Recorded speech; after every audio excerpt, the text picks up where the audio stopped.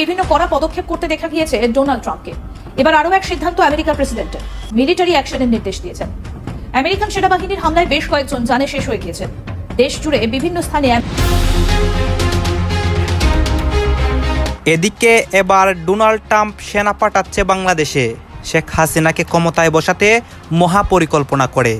সাধারণ মানুষ ও শিক্ষার্থীরা আতঙ্কে আছে তাদের অবস্থা নিয়ে। সমন্বয়ক উপদেষ্টা ডক্টর ইউনূস এখন কি করবে?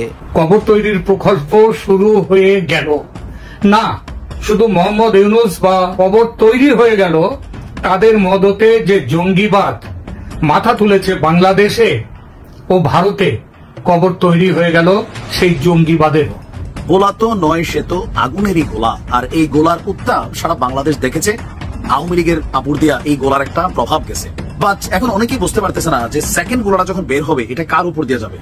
এটা যাবে জাতীয় নাগরিক পার্টির যেই প্রধান ক্যারেক্টার গুলো আছেন সরকারের বাইরে, উপদেষ্টা পদে যারা ছিলেন এখনো রানিং আছেন, আর ভবিষ্যতে যারা এখানে আসবেন। আমরা ছোট মাঠে খেলোয়াড় না, বাংলাদেশ বাংলাদেশের পূর্ববর্তী দেশে যারা আমরা দুনিয়ার মাঠে খেলি। সাবেক উপদেষ্টা নাহিদের নিয়োগ দুর্নীতি দুদক কর্তৃক তদন্ত করে আইনগত ব্যবস্থা নিতে হবে। সচিবালয় ও সরকারি অফিসসমূহে ছাত্র প্রতিনিধি নামের কর্তৃত্ববাদী সমন্বয়কদের অপসারণ করতে হবে এবং সচিবদের দুই পাশে দুইজন আমরা শিশু সচিব দেখি, এই শিশু সচিবদেরকে এখান থেকে সরাতে হবে। পাশাপাশি শেখ হাসিনা তিনি দেশে ফিরছেন, সেই বিষয়টি যেন ধীরে ধীরে আরো জোরালো হচ্ছে এবং এই বিষয়টিতে আরো কিছুটা আগুনে ঘি ঢাললো ডোনাল্ড ট্রাম্পের। তার পাশাপাশি অন্তর্বর্তী সরকারের ভবিষ্যৎ কি হতে চলেছে, কি পরিকল্পনা নিয়ে এগোচ্ছে তারা, স্থায়ী সরকার স্থাপন করা নাকি ক্ষমতা আঁকড়ে বসে থাকা। দর্শক, এই ভয়াবহতা তো হবে এবং ভিডিও থাম্বনেল এবং ইন্ট্রো দেখেই বুঝতে পারছেন আজকের ভিডিওটা কি পরিমাণের হতে চলেছে আর কতটা ইন্টারেস্টিং ভিডিও। আমি খুবই খোঁজাখুঁজি করে ভিডিওটি আপনাদের জন্য হাজির করলাম। তবে আপনাদের কাছে ছোট করে রিকোয়েস্ট, আমি কোনোভাবে আপনার মূল্যবান মন্তব্য, আপনাদের মূল্যবান সময় নষ্ট করতে চাই না। আমি সরাসরি ভিডিওতে নিয়ে যাব। তবে তার আগে ছোট করে একটা রিকোয়েস্ট থাকবে, চ্যানেলে যদি নতুন হয়ে থাকেন তাহলে অবশ্যই চ্যানেলটিকে সাবস্ক্রাইব করবেন। তবে খুবই মূল্যবান একটি ভিডিও, আপনারা কোনোভাবে টেনে দেখলে কিছুই বুঝবেন না, তার মানে আপনাদের পুরো ভিডিওটি দেখতে হবে। চলুন আমার সরাসরি ভিডিওটি দেখে নিই। অনেক ভালো ছিলাম, শেখ হাসিনা সরকার আসলে ভালো হবে। হ্যাঁ, অবশ্যই ভালো হবে। ওই সরকার স্বৈরাচার ছিল, সেটা ভালো ছিল আমাদের জন্য, অনেক ভালো উন্নতি হয়েছে। আমরা একটু ভালো করে চাই। আচ্ছা, এই যে এখন দ্রব্যমূল্যের দাম এবং আগের যে দ্রব্যমূল্যের দাম, আপনার পার্থক্য কি বুঝতে পারছেন? এখন তুমি কি বেশি আছে ভাই? আগে তো আর বাড়ছে ভাই, কি এখন 20 টাকা তেলের দাম বাড়ছে, কি বাড়ছে কোন কি লাভ হলো আমাদের? আচ্ছা, এই যে বিদ্যুৎ বিষয়ে যদি আপনাদের বলা হয়, এখন কি কারেন্ট আগের মতো যায়? কারেন্ট চলে যায়, আগে যেটা হচ্ছে ঘন্টা ঘন্টা চলে যায় কারেন্ট, কালকে কারেন্ট চলে যায় আমাদের এখানে। আচ্ছা, এই যে উপদেষ্টা পরিষদে যারা বসেছে এরা সাধারণ জনগণের জন্য কি করছে বলে আপনার মনে হয়? কিছু করে না ভাই, কি করতেছে ভাই? ভাই এখানে কতগুলো মানুষ আছে, এখানে কিন্তু এক এক জায়গায় 10 জায়গার 10 জন বা 20 জায়গার 20 জন। কেউ তো মনে করেন এখানে মিথ্যা কথা বলবে না। আমরা সবাই বলি আগে সরকারই ভালো ছিল, তখন আমরা ভালো ছিলাম, খায়া পয়রা ভালো ছিলাম। এখন আমরা যে সরকার আছে আমরা খুব কষ্টে আছি, সত্যি কথা বলতে অনেক কষ্টে আছি, যেটা ভাষায় প্রকাশ করার মতো না। বাজারে গেলে সেটা আমরা অনুভব করতে পারি যে কতটা কষ্টে আছি। আপনারা কি মনে করেন যে তাহলে আন্দোলন করে শেখ হাসিনাকে যে সরানো হয়েছে এটা ভুল করেছে সাধারণ জন? 100% ডেফিনেটলি ভুল। কারণ আমরা যাতে বাঙালি, এটা আসলে আমরা যে ভুলটা করছি এটা ভুলের মাসুলটা এখন আমরা দিতে হয়েছে। কারণ আমরা এখন বুঝছি যে আসলে আমরা কি জিনিসটাকে হারাইছি। আমরা বুঝতে পারছেন, আমি কোনো দল করি না, আমি পেট নিতে করি। আমি রাস্তায় পড়ে থাকি, পেট নিতে করি। আমার 2টা বাচ্চা আছে বাসায়, দেখা যায় ইনকাম করলে সেই বাসায় গিয়ে আমি বাজার নিয়ে যেতে পারি। কিন্তু এখন যেই পরিস্থিতি দেখেন আমাদের সাধারণ মানুষের কি পরিস্থিতি। আগে সবচাইতে ভালো ছিলাম, এখন সবচাইতে খারাপ অবস্থানে আছি। এখন রাস্তায় বের হইতে পারি না, কোনো সিকিউরিটি নাই, কোনো নিরাপত্তা নাই, মা বোনের কোনো নিরাপত্তা নাই। যেরকম ভাবে আপনি মনে করেন যে দর্শিত হইতাছে, লুট হইতাছে, ছিনতাই হইতাছে, আমরা কোথাও নিরাপদ নাই। আগে সাধারণ জনগণ নিরাপদে ছিল বলে আপনারা মনে করেন? অবশ্যই নিরাপদ ছিল, এখন কোনো নিরাপত্তা নেই এখন ভাই। আমি গাড়ি বন্ধ করে গেল, আমার কাছে মনের মধ্যে কোনো ভয় ছিল না। এখন রাতে 10টার পরে গাড়িটা রাইকা আমার বাসার থেকে 200 মিটার হাইটে গেল, আমার মনের মধ্যে ভয় থাকে যে না জানি আমার সর্বোচ্চ নিয়ে যাবে। এখন এই সিচুয়েশনের মধ্যে এখন অ্যাকচুয়ালি শেখ হাসিনার সাথে বর্তমান এইটাই মনোনয়ন করতেছে, কারণ মানুষ চেনাটা অত্যন্ত প্রয়োজন ছিল এই 17 বছরের ভিতরে। মানে শেখ হাসিনা আপনার আলটিমেটলি তার দলের ভিতরে বা আওয়ামী লীগের ভিতরে সবাইকে একদম মার পেটের ভাই বোন মনে করছিল, এবং এই মার পেটের ভাই বোনরা কি তাকে বাস দিছে প্রতিনিয়ত, তিনি টেরও পায় নাই, এমন ভাবে দিছে বাস। বুঝতে পারতেছেন? আর বর্তমান যেই জনগণের কথা বলতেছি, এই জনগণ শেখ হাসিনার কি ওই যে বললেন নিষ্কালা ভাই মুক্তি শুনলে যে স্বৈরাচারের পতন করছি, আন্দোলন করছি, আগে যদি জানতাম এখন করতাম না। আরে ভাই, এর থেকে বড় চাওয়া পাওয়া আমার মনে হয় আওয়ামী লীগের আর কিছু হতে পারে না। একটা গণতান্ত্রিক দেশের একটা আপনার নাগরিকের ভালোবাসা কিংবা এই ধরনের মানে আপনার সমর্থক পাওয়া মানে নিঃস্বার্থের সমর্থক, এটা আপনি কোটি টাকা দিয়েও কিনতে পারবেন না, কোটি টাকা দিয়েও কিনতে পারবেন না। কি শুনলেন না যে আগের সরকারই ভালো ছিল, স্বৈরাচারের আমলেই ভালো ছিলাম।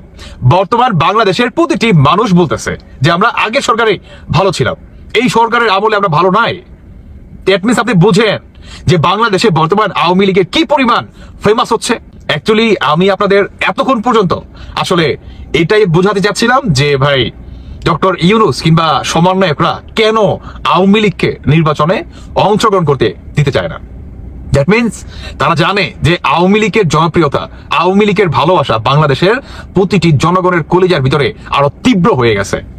এখন যদি আওয়ামী লীগকে কোনোভাবে নির্বাচনে ফেরায়, মানে এটা সমন্বয়কের বক্তব্য, তাহলে বাংলাদেশটা আগের রূপে ফিরে যাবে। মানে বুঝেন আপনি, আগের রূপে ফিরে যাবে মানে কি?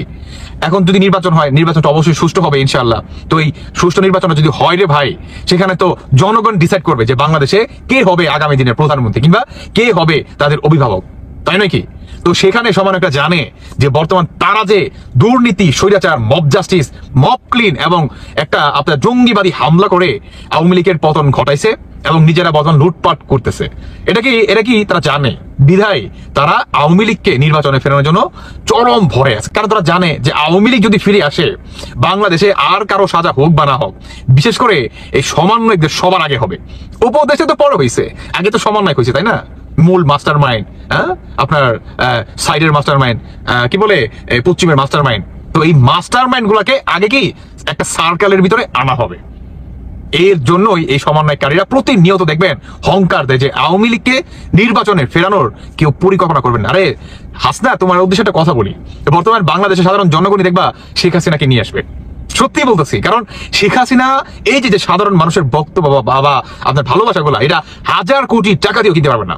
শেখ হাসিনা যে আশেপাশে যে এমপি মন্ত্রী যে বলেন আমি কাছের মানুষগুলা, এদের থেকেও আপনার এই সাধারণ জনগণের মানে শেখ হাসিনাকে বর্তমান আরো বেশি ভালোবাসে। দেখেন না, ওপেন মাইন্ডে কথা বলতেছে। আপনার কলিজার ভিতরে কোনো ডর ভয় আছে? নাই। কোনো পুলিশের আইনের কারো কোনো তক্কা নাই। আর আরেকটা কথা বলি, এটা যে শুধু মানে কয়েকজনের, অনেকে ভাবতে পারেন যে আপনার হাতে গোনা কয়েকজনের বক্তব্য, না রে ভাই, এটা বাংলাদেশের বর্তমান কোটি কোটি জনগণের বক্তব্য। কয়জন আসলে ক্যামেরার সামনে আসতে পারে? এই যে আপনি যে আমার ভিডিওটা দেখতেছেন, এখন আমি যদি আপনাকে ক্যামেরা নিয়ে ধরি যে ভাই বলেন তো, আপনি বলতেই হইব আপনি কেমন আছেন, বলেন আপনি কি বলতে পারবেন? আপনি থতমত খেয়ে যাবেন যে আমি যদি এখন কথা বলি, এই না উপদেশে কিংবা সমন্বয় থেকে আমাকে গ্রেফতার করে নিয়ে যায়, এই না আমাকে আইনের একটা মার পেছে ফেলে আমাকে হ্যারাসমেন্ট করে। পোলা তো নয়, সে তো আগুনেরই গোলা। আর এই গোলার উত্তাপ সারা বাংলাদেশ দেখেছে। আওয়ামী লীগের আপুর দিয়া এই গোলার একটা প্রভাব গেছে। বাট এখন অনেকেই বুঝতে পারতেছে না যে সেকেন্ড গোলাটা যখন বের হবে, এটা কার উপর দিয়ে যাবে? এটা যাবে জাতীয় নাগরিক পার্টির যেই প্রধান ক্যারেক্টারগুলো আছেন সরকারের বাইরে, উপদেষ্টা পদে যারা ছিলেন, এখনো রানিং আছেন, আর ভবিষ্যতে যারা এখানে আসবেন। সাংবাদিক ইলিয়াস যখন কথা বলে, বিভিন্ন কারণে আমরা ওনারে পছন্দ করি অপছন্দ করি, ইলিয়াস ভাইয়ের সাথে আমার পার্সোনালি অনেক মানে সহমত হয়, দ্বিমত হয়। আমি কিন্তু ওনার সমালোচনা করি, আমি আমার জায়গা থেকে করি, আমাদের অনেকে গোষ্ঠী উদ্ধার করছেন, তারপরে কিন্তু আমি ওনার অনেক সমালোচনা করছি, রাইট? ওনারে হালকা নেওয়ার সুযোগ নাই। কেন তিনি ক্রমাগত ছাত্রদের উপর খেপছেন? আজকে তিনি আরেকটা স্ট্যাটাস দিয়েছেন, এটা বড় ভয়ঙ্কর স্ট্যাটাস, তাদের ছবি প্রকাশ করে দিয়েছেন।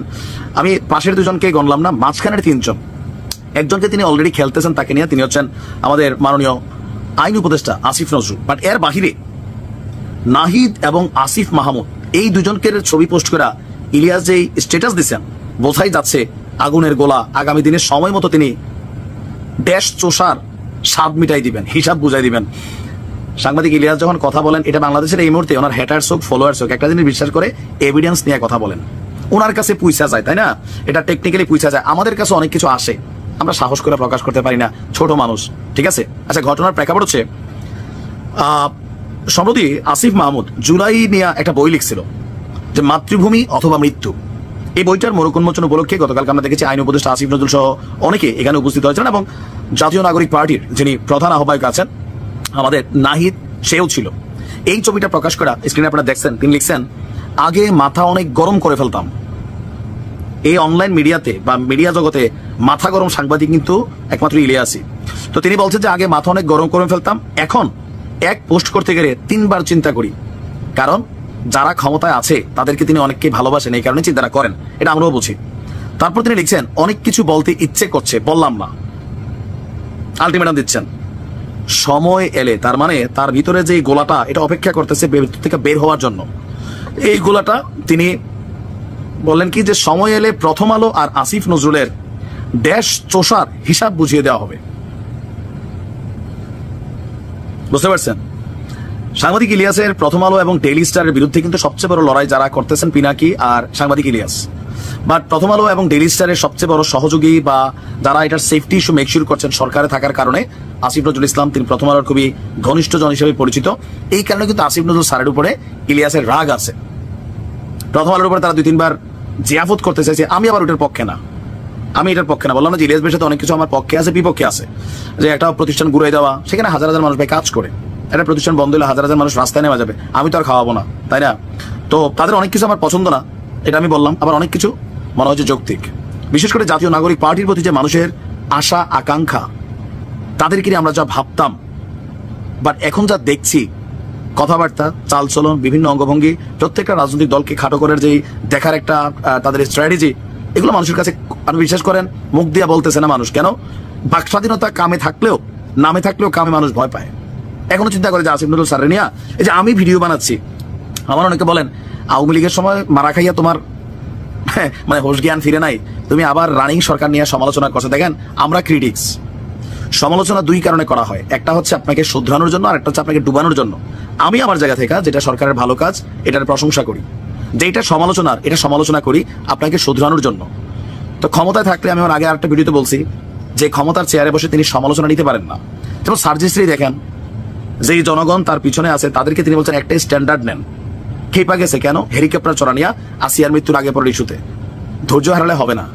আপনি রাজনীতি করতে আসছেন, গায়ের চাপ অনেক মোটো। এই যে শেখ হাসিনাকে নিয়া ভিপিনুর যেই পরিমাণ কথাবার্তা বলতো, এই দেশে অন্যরা বলতো শেখ হাসিনার আমলে, কিছু কিন্তু তিনি হজম করতেন বিশ্বকে দেখানোর জন্য যে দেখো। আমাদের কাছে আশ্চর্য লাগতো যে ভিপিনুর এত কথা কোনি আসিনা এই আসিনা বলে কেমনি টিকা রয়েছে ভাই। কিছু তিনি দেখাইতেন, জনগণকে বুঝাইতেন যে দেখো আমার সমালোচনাকারীরা, আমি তাদের ধরি না। গণতন্ত্র আছে, ডেমোক্রেসি। তো এখন আমাদের যে ছাত্র উপদেষ্টারা আছেন বা ছাত্ররা আছেন বিভিন্ন জায়গায়, তাদের বিরুদ্ধে সমালোচনা করতে অনেকে ভয় পান। কিন্তু ভয় পাওয়ার কিছু নেই, যেটা যৌক্তিক, যেটা শরিকেরা বলতে হবে কাউকে না কাউকে। আমরা চাই বাংলাদেশ সঠিক পথে আগুক, বিএনপির হাতে আগাক, জামাতের পথে আগাক, জাতীয় নাগরিক পার্টির পথে। জারি দিয়া দেশের উন্নতি হবে, মানুষ নিরাপত্তা পাবে, আইনের শাসন সুপ্রতিষ্ঠিত হবে, তার হাতেই বাংলাদেশ যাবে। জনগণ ডিসাইড করবে নির্বাচনের মাধ্যমে।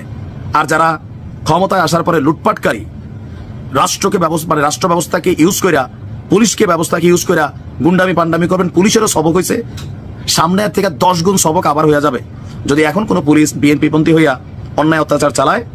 এই দেশে পুলিশের যে পরিণতি একবার দেখছি, বিশ্বাস করেন আওয়ামী লীগের থেকে 10 গুণ খারাপ পরিণতি করবে, কারণ আওয়ামী লীগের অনেকে চিনেন, এটাই বাস্তব। আবার যে সরকারের এরকম লুটপাটকারী, মানুষের উপর বাক স্বাধীনতার উপর হাত দিবে, কথা বললে সমালোচনা করলে দেয়াল জুলুম, এই সরকারের পরিণতি আরো খারাপ হবে। কারণ বাংলাদেশে একবার যেটা ঘটা যায় এর 3 গুণ পরের ধাপে ঘটে। সো আমরা চাই সবাই বিষয়গুলোকে অবজার্ভ করবেন, ছাত্র উপদেষ্টাদেরকে নিয়ে, পাশাপাশি জাতীয় নাগরিক পার্টিকে নিয়ে। সাংবাদিক ইলিয়াসের এই ধরনের ভূমিকা, এটা কিন্তু তাদের জন্য আকাশে কালো মেঘ ঘোরাফেরা করতেছে পারেন। যাই হোক, মূল কনক্লেভের পর তুলসী গ্যাবার্ড এবং অজিত ডোভালের মধ্যে একটা দ্বিপাক্ষিক বৈঠক হয়। এই বৈঠকে কি আলোচনা হয়েছে সেটা বললাম যে তার পুঙ্খানুপুঙ্খ বিবরণ দেওয়া হয়নি বটে, তবে জানা গেছে আলোচনার বিষয়ের মধ্যে কি কি বিষয় আছে সে বিষয়ে একটা খবর পাওয়া গেছে।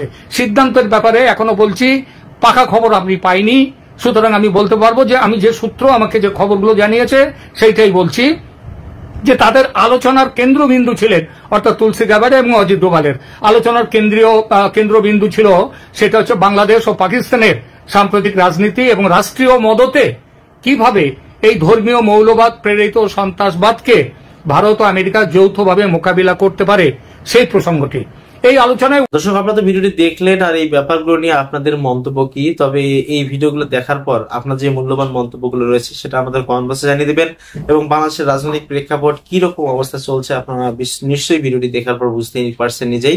দর্শক, এই ব্যাপারগুলো নিয়ে আমাদের জানাবেন, এবং বাংলাদেশের কবে সময় হলে নির্বাচন দিলে ভালো হবে বলে মনে করেন সেটা আমাদের কমেন্ট বক্সে জানাবেন। আজকে ভিডিও পর্যন্তই, আল্লাহ হাফেজ।